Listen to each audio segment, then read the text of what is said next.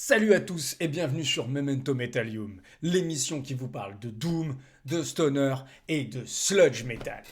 On se retrouve aujourd'hui pour une nouvelle vidéo sur Black Sabbath. Et cette fois, on va parler de l'album. On va analyser piste à piste et se dire pourquoi est-ce que cet album est aussi bon.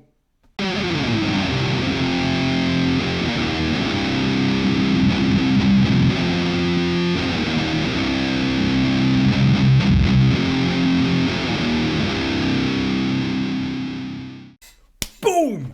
L'album s'ouvre sur Black Sabbath, le titre éponyme du groupe.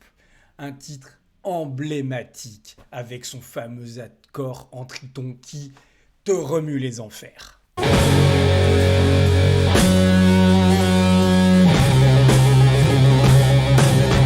Bref, l'idée vient de Butler, qui à l'époque était assez versé dans l'occultisme et donc raconte l'histoire de son rêve d'une personne encapuchonnée, vêtue de noir, qui l'attend au pied de son lit. Voilà un petit peu le pitch du titre Black Sabbath, mais surtout, ce qui est intéressant, c'est sa composition.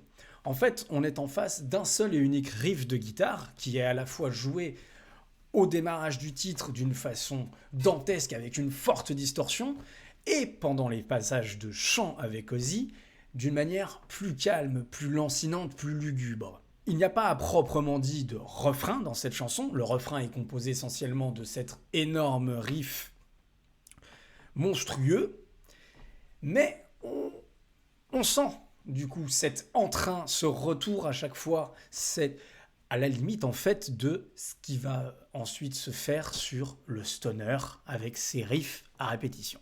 La structure s'interrompt pour laisser place à un changement de tempo et donc à un riff répété très rapidement pour aboutir sur un solo final où Tony Iommi montre ô combien il est majestueux et ô combien il est capable de faire des riffs prenants. On est réellement dans du pur heavy, du pur doom, dans ce qui est l'essence même. La suite de l'album peut paraître moins sombre après ce titre d'ouverture. C'est le cas par exemple de The Wizard, la deuxième piste, qui aborde de son côté une thématique aussi surnaturelle et fantastique, puisque The Wizard est un clin d'œil à Gandalf, le magicien du Seigneur des Anneaux de l'œuvre de Tolkien. Elle se développe d'une manière très pesante, de par son riff de base à la guitare, mais elle est allégée, tout simplement par la réponse que vient lui donner l'harmonica jouée par Ozzy Osbourne.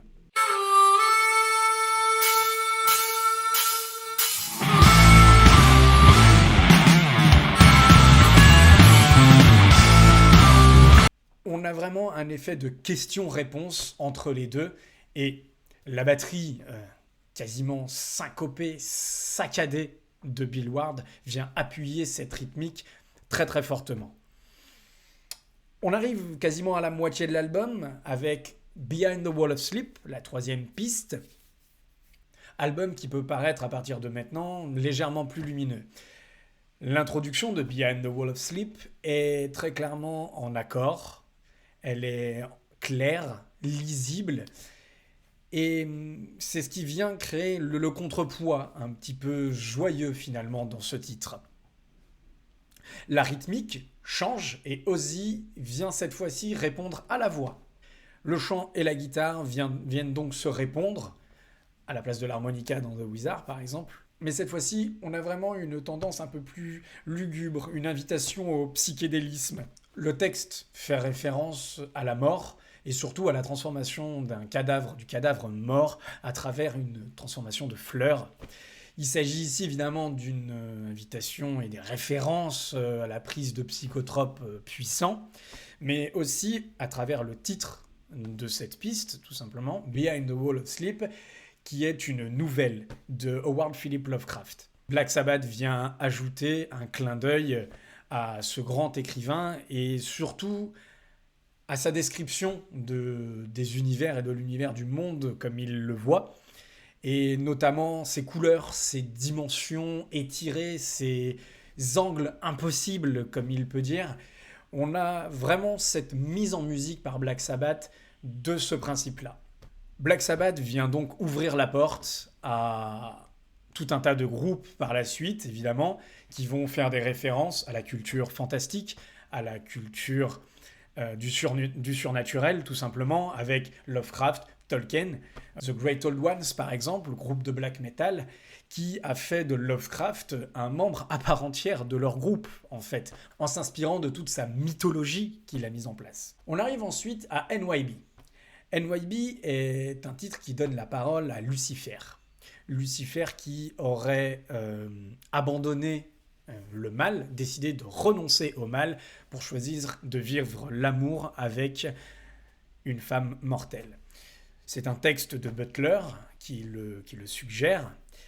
Cette chanson a longtemps été attribuée à une connotation très lugubre, très morbide à cause du titre NYB. Je vous laisserai plutôt aller regarder un petit peu ce qui a été débattu autour de ce titre et de pourquoi les aficionados ou les détracteurs du groupe les ont critiqués ou pourquoi de ce titre, qui est en fait tout simplement une référence à la forme en plume de la barbe de Bill Ward. Musicalement, NYB s'ouvre avec un jeu à la basse et un jeu à la basse en introduction qui utilise une pédale d'effet de guitare, qui utilise une pédale wah-wah.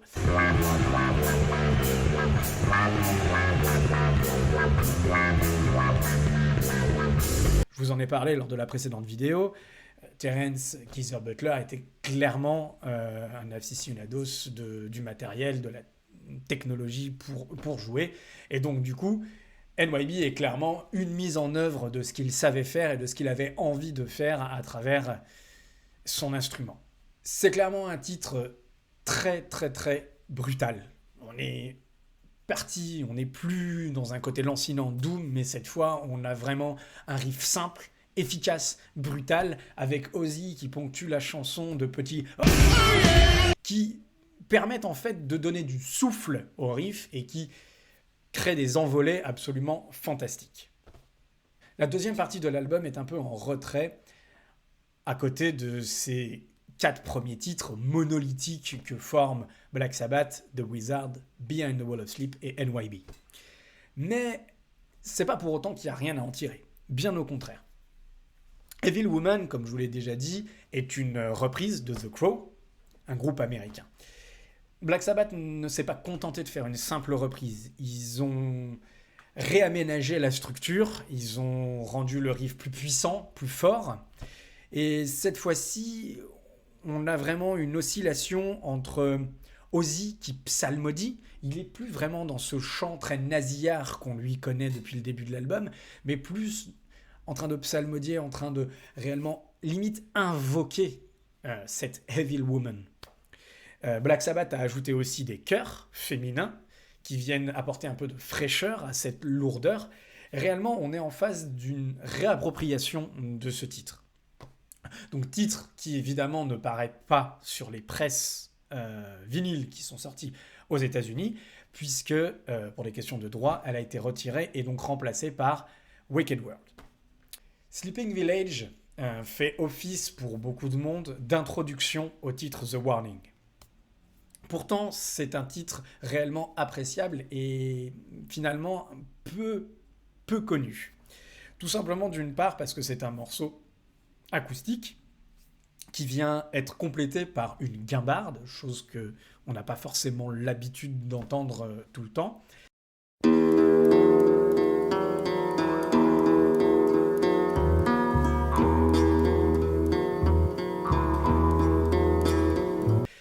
Mais finalement, on a une parfaite juxtaposition en fait entre ces parties assez complexes musicales et la voix d'Ozzy surtout chantant les basses, à contrario de son habitude, laisse place régulièrement à 2 solos de Tony Iommi et on a vraiment ce qui se forme est réellement quelque chose qu'on pourrait qualifier par la suite de sabbathien.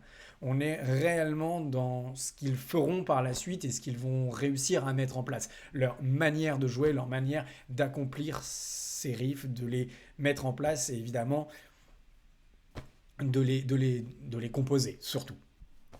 The Warning est la dernière piste de l'album Black Sabbath. Et il s'agit d'une reprise d'un groupe de blues rock anglais.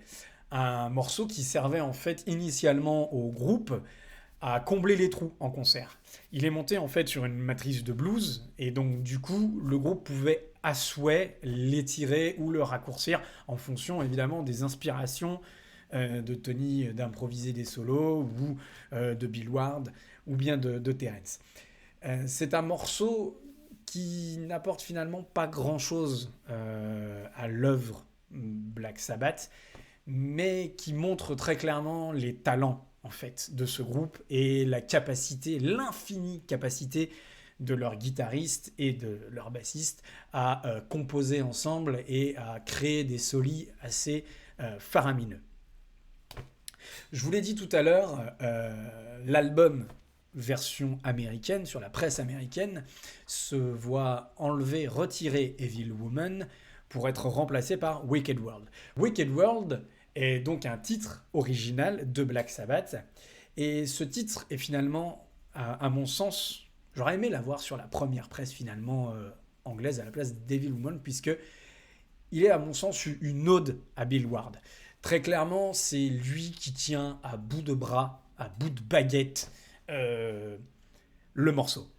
Un tempo qui change très très régulièrement, une précision incommensurable. On est à la limite du batteur de big band de jazz et il est tout le temps en train de relancer les rythmiques dans tous les sens.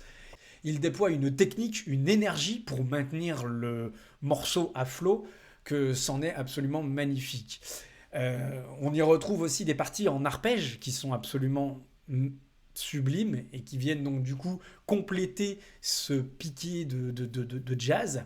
Et puis finalement, on a sur l'enregistrement, alors est-ce dû à une volonté artistique ou est-ce dû à l'enregistrement, mais on a Ozzy cette fois qui débarque avec une voix encore plus nasillarde que d'habitude.